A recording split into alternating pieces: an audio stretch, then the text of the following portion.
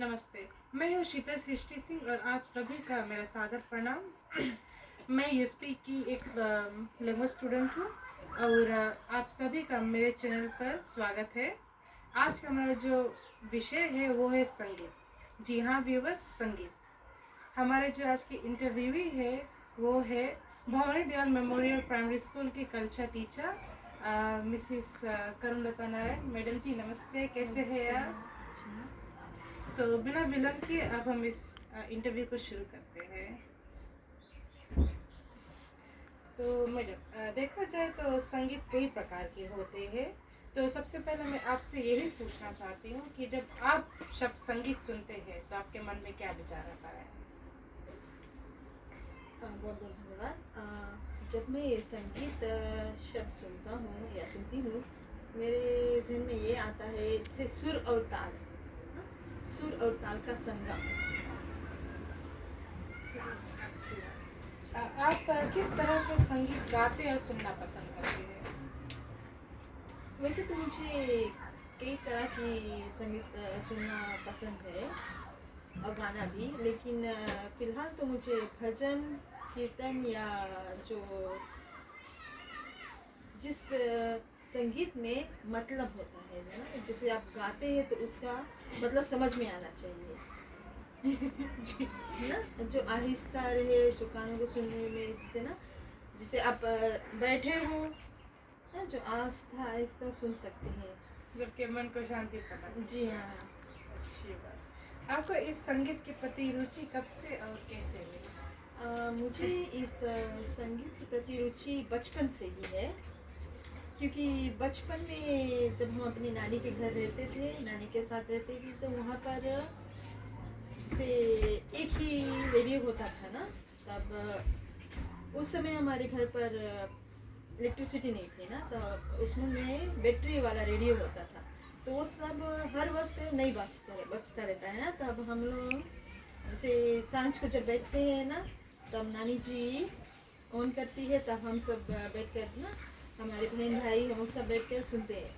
तब जब और साथ साथ में गाते हैं ना, तो एक दूसरे से मिलना, गाना ना, तो वो वक्त हमें बहुत अच्छा लगता है। तो तभी से हमारी रुचि उसमें संगीत में हो गई है। तो फिजी में इस प्रकार के संगीत जैसे कि भजन, लोकगीत, सोहर, विदेशी या कव्वाली आदि की वर्तमान स्थिति के बारे में आप क्या सोचते हैं?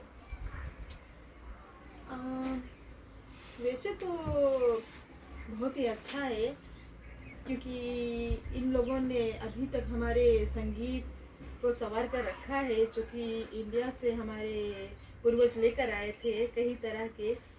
जब बच्चे गाते हैं या बुजुर्ग कहीं पर भी गाते हैं तो सुनने में अच्छा लगता है ना, कि हमारे कुछ लोग अभी भी उसको जिंदा रखे हुए हैं ना।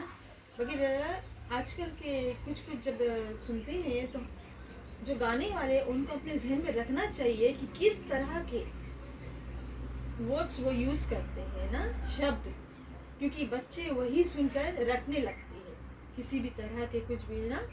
तो वैसे तो सब कुछ अच्छा ही चल रहा है ना, बच्चों को भी जैसे सुनने में रुचि हो रही है। क्या आप हमारे दर्शकों के लिए अपने एक मनपसंद संगीत सुना सकते हैं? वैसे तो बॉलीवुड में कई ऐसे गीत हैं जो हमको पसंद है। फिलहाल तो मुझको भजन गाना बहुत पसंद है, क्योंकि अभी हमारे स्कूल में है, हम बच्चों को ट्रेन कर रहे हैं ना, कि कैसे भजन गाना चाहिए ना। कई बच्चे हैं जो गाना चाहते हैं, जो साथ में आते हैं, हमारे मिलकर गाते हैं ना। अगर आप चाहते हैं तो मैं एक भजन सुना सकता हूँ जो मेरे दिल के बहुत करीब है, जो जब बच्चे सीखना चाहते हैं तो हम बनाते हैं, जैसे जिसका मतलब होता है ना। तो एक भजन था जो मुझे बहुत पसंद था, उसमें है वो ऐसे जा रहा है, जिसके स्टार्टिंग में कहा जाता है, खुदगर्ज दुनिया में इंसान की पहचान है, जो पराई आग में चल जाए वो इंसान है। अपने लिए जिए तो क्या जिए, अपने लिए जिए तो क्या जिए, तू जी ए दिल जमाने के लिए, अपने लिए जिए तो क्या जिए। हाँ मैडम, आपने क्या गाया है, ऐसा लगता है कि आपको सुनते ही रहो।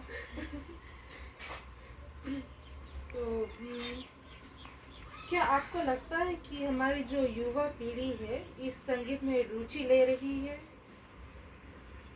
बच्चे चाहते हैं गाना, भजन कीर्तन कुछ भी हो, क्योंकि जब हम स्कूल में रहते हैं बच्चों को सिखाते हैं, सब आते हैं गाने के लिए, लेकिन हमें उनको प्रोत्साहित करना चाहिए। किस तरह से हम प्रोत्साहित करते हैं इस पर भी, जैसे अगर हम उनको गाने बजाने के लिए दे दें साथ में ना, कि अच्छा आप आओगे मैं आपको ये दूंगा ना, ये बजाओगे ये गाओगे, साथ में गाओगे, क्लैप करते हैं साथ में ना, उनको प्रोत्साहित करना बहुत ही ज़रूरी है। सही बात है। इस प्रकार के संगीत को आगे बढ़ाने तथा हमारे युवा और बच्चों को इस संगीत में रुचि लाने में हम कैसे उन्हें प्रेरित कर सकते हैं? ये तो बहुत ज़रूरी है, उनको संगीत में रुचि लाना चाहिए। कैसे हम प्रोत्साहित कर सकते हैं, जैसे कि बच्चों को पहले हमको उनको सिखाना होगा कि क्यों संगीत हम क्यों ये ज़रूरी है ना, क्यों ये ज़रूरी है। पहले उन लोगों को पहले के जैसे अगर हम पहले उन लोगों को सुनाएंगे, बताएंगे इससे क्या हो सकता है ना।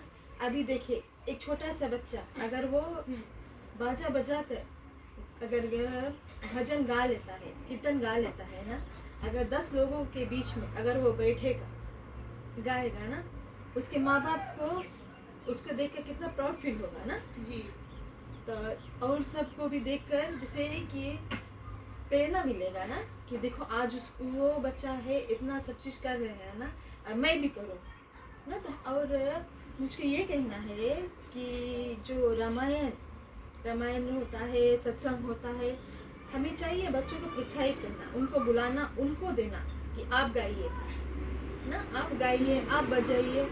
देखा जाता है जैसे ही रामायण के अंदर फिर खलास हो जाता है या तो खत्म हो जाता है, वो लोग सब चीज़ें जितना बजाने गाने वाला चीज़ें सब बंद करके रख देते हैं। वही तो वक्त है बच्चों के लिए ना, दे दे उन लोगों को, साथ में बैठ जा ना, तू आप भी साथ में बैठ जाना, कुछ बताए कुछ गाए, अपने में गाए ना।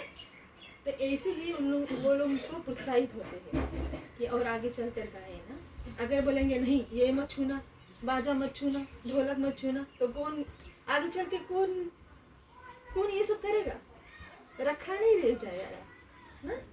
सही बात है। हमने भी तो कई जगह ऐसे देखा है, और हम भी तो कहीं भी जाते देखते हैं कि बच्चे जो है वो ज़्यादातर फ़ोन यूज़ करते, वो रामायण या सब नहीं गाते बजाते हैं ना, क्योंकि जो में लोग भी हैं बजाने वाले गाने वाले, जैसे ही रामायण खत्म हो गया, भजन खत्म हो गया, नहीं छूना मत, बंद कर दो, भर के रख खुद देते। बजा लेते हाँ, हैं। बजा कर रख देते। अरे आगे चल के कौन बजाएगा, कौन गाएगा। सही बात है।